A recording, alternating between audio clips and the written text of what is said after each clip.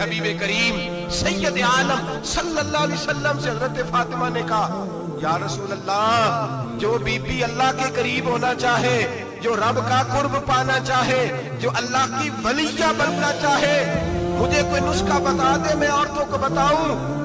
میرے حبیب نے فرمایا جو بی بی جتنا گھر کے اندر رہے گی، جتنا گھر کے اندر رہے گی، جتنا گھر کے اندر رہے گی، اتنا ہی وہ اپنے رب کے قریب ہوتی جائے گی، اتنا ہی اللہ کا قرب پاتی جائے گی، اتنا ہی رب کریم کی ولیہ ہوتی جائے گی، اتنا ہی اللہ تبارک و تعالیٰ اسے اپنی قرب کی منازل طے فرمائیں گے۔ جتنی وہ گھر کے اندر رہے گی اتنی اللہ کے قریب رہے گی، اور جتنی سج دھج کے باہر نکلے گی، اتنی صبرے گی، اتنی وہ اللہ سے دور ہوتی جائے گی۔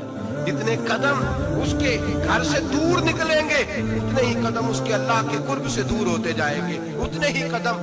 مائیں، تمہاری دعائیں قبول ہوں گی، میری ماؤں تب قبول ہوں گی جب تم گھر میں رہو گی۔ بیٹیوں، رب کریم کا قرب اس وقت نصیب ہوگا جب تم گھر کے اندر رہو گی۔ تم بھائی کے لیے مانگو گی تو اللہ تمہیں دے گا، بیٹے کے لیے مانگو گی تو اللہ تمہیں دے گا، شوہر کے لیے مانگو گی تو اللہ تمہیں دے گا۔ اگر چاہتی ہو کاروبار بڑھے، اگر چاہتی ہو رزق میں برکت ہو، اگر چاہتی ہو تمہارے گھروں میں امن ہو، سکون ہو، جو تم مانگو عرش کا مالک تمہیں عطا کرے۔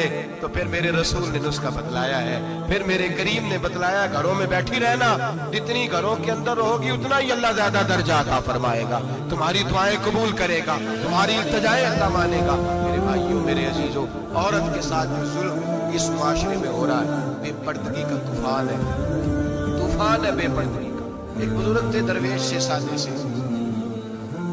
وہ آئی صاحب کے پاس اکثر آیا کرتے تھے، تو تھے بڑے سادے اور تھے بڑے نیک، بڑے ہوئے نہیں تھے، جاگ رہے ہیں آپ حضرات، نیک بڑے تھے۔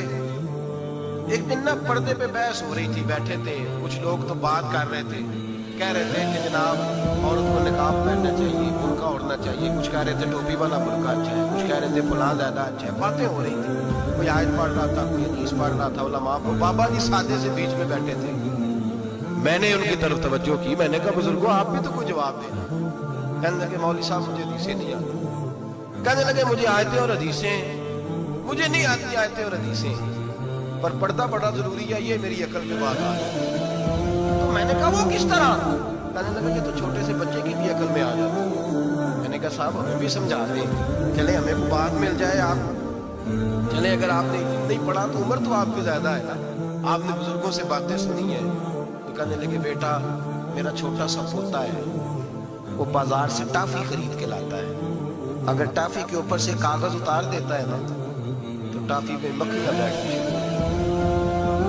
ٹافی پہ مکھیاں بیٹھ جاتی ہیں، جب تک اس کے اوپر وہ لفافہ رہتا ہے، کاغذ رہتا ہے، اس پہ مکھیاں، اللہ کرے آپ کو سمجھ آئے، اللہ کرے آپ کو سمجھ آئے، اللہ کرے اس درویش کی بولی ٹکرا جائے۔ کہنے لگے جب تک تو اس کے اوپر کاغذ رہا تب تک اس پہ مکھیاں، اور جب اس کے اوپر سے کاغذ اتر گیا تو مکھیاں بیٹھ گئیں۔ کہنے لگے 4 سال کا میرا پوتا، میں نے منت کر دی کہ کھا لو، میں نہیں کھاتا، اس پہ مکھیاں بیٹھ گئی، میں نہیں کھاتا، گندی ہو گئی ہے، میں نے یہ ٹافی نہیں کھانی۔ کہنے لگے میں پورا آدمی دوبارہ دکان پہ گیا، جدوجہد کر کے نئی ٹافی لایا، بیٹے کو کہا کھا لو، اب اس نے کھائی۔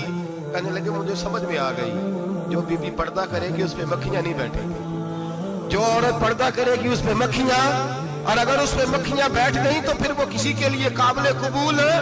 اور اگر پردے میں چھپی رہی، اگر پردے میں چھپی رہی، اور بھائی قیمتی چیزوں کو غلاف چڑھتے ہیں، کسی نے کبھی کیمسٹری غلاف میں نہیں چھپائی، فزکس نہیں چھپائی، کبھی کسی شاعر ادیب نے اپنا لکھا ہوا شاعری کا کلام نہیں چھپایا۔